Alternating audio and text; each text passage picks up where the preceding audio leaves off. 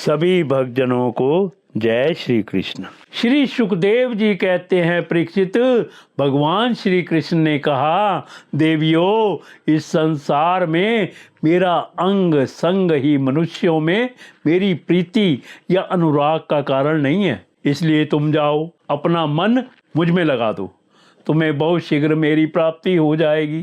श्री सुखदेव जी कहते हैं, परीक्षित, जब भगवान ने इस प्रकार कहा तब वे ब्राह्मण पत्नियां यज्ञशाला में लौट गई।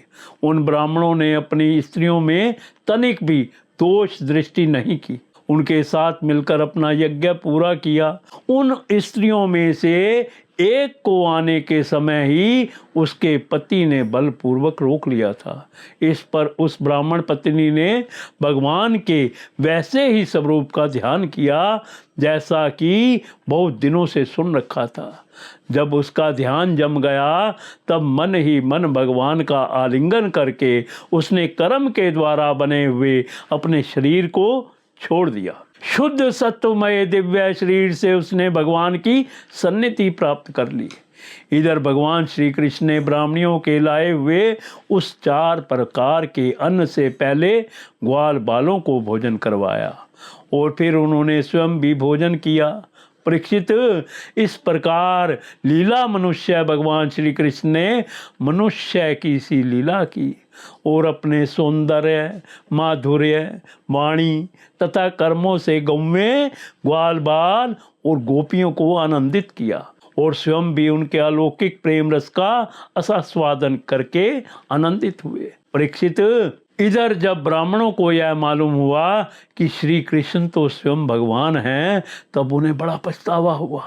वे सोचने लगे कि जगदीश्वर भगवान श्री कृष्ण और बलराम की आज्ञा का उल्लंघन करके हमने बड़ा भारी अपराध किया है। वे तो मनुष्य किसी लीला करते हुए भी परमेश्वर ही हैं।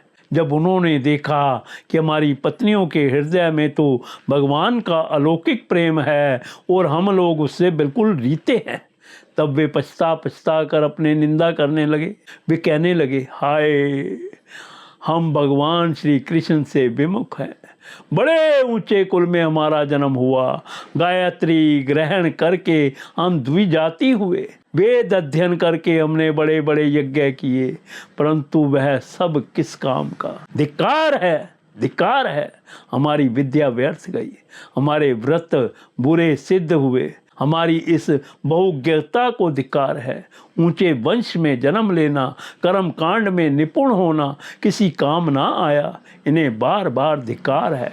निश्चय ही भगवान की माया बड़े बड़े योगियों को भी मोहित कर लेती है, तभी तो हम कहलाते हैं मनुष्यों के गुरु और ब्राह्मण, परंतु अपने सच्चे स्वार्थ और परमार्थ के विषय में बिल्कुल भूले हुए हैं। कितने आश्चर्य की बात है, देखो तो सही।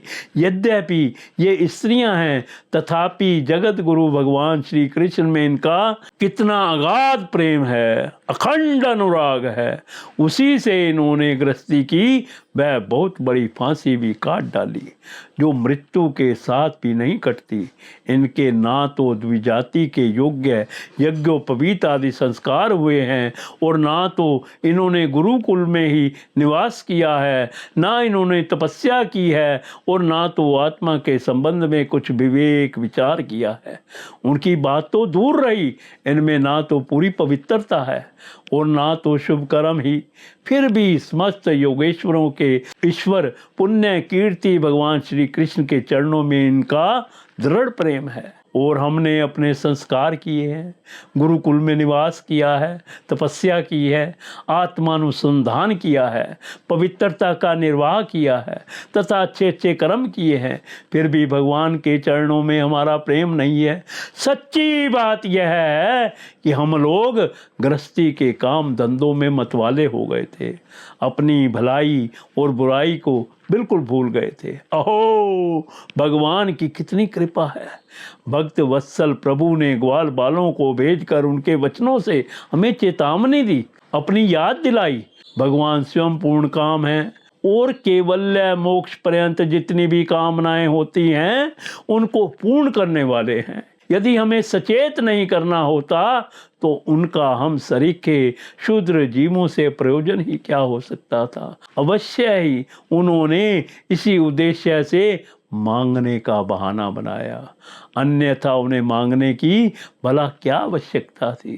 स्वयं लक्ष्मी अन्य सब देवताओं को छोड़कर और अपनी चंचलता, गर्व आदि दोषों का परित्याग कर केवल एक बार उनके चरण कमलों का स्पर्श पाने के लिए सेवा करती रहती है। वे ही प्रभु किसी से भोजन की याचना करें, यह लोगों को मोहित करने के लिए, नहीं तो और क्या है। देश काल पृथक पृथक सामग्रियां उन कर्मों में विनय युक्त मंत्र अनुष्ठान की पद्धति, श्रुतिजीव, अग्नि, देवता, यजमान, यज्ञ और धर्म सब भगवान के ही स्वरूप हैं। वे ही योगेश्वरों के ईश्वर भगवान विष्णु स्वयं श्री कृष्ण के रूप में यदुवंशियों में अवतीर्ण हुए हैं। यह बात हमने सुन रखी थी, परंतु हम इतने मूढ़ हैं कि उन्हें पहचान ना सके। यह सब होने पर भी हम धन्याति धन्य हैं, हमारे अहोभाग्य हैं। तभी तो हमें वैसी पत्नियां प्राप्त हुई हैं। उनकी भक्ति से हमारी बुद्धि भी भगवान श्री कृष्ण के अविचल प्रेम से युक्त हो गई है। प्रभु, आप अचिंत्य और अनंत ऐश्वर्यों के स्वामी हैं। श्री कृष्ण, आपका ज्ञान अबोध है। आपकी ही माया से हमारी बुद्धि मोहित हो रही है और हम कर्मों के पचड़े में भटक रहे हैं। हम आपको नमस्कार करते हैं। आदि पुरुषोत्तम भगवान श्री कृष्ण हमारे इस अपराध को क्षमा करें, क्योंकि हमारी बुद्धि उनकी माया से मोहित हो रही है और हम उनके प्रभाव को ना जानने वाले अज्ञानी हैं।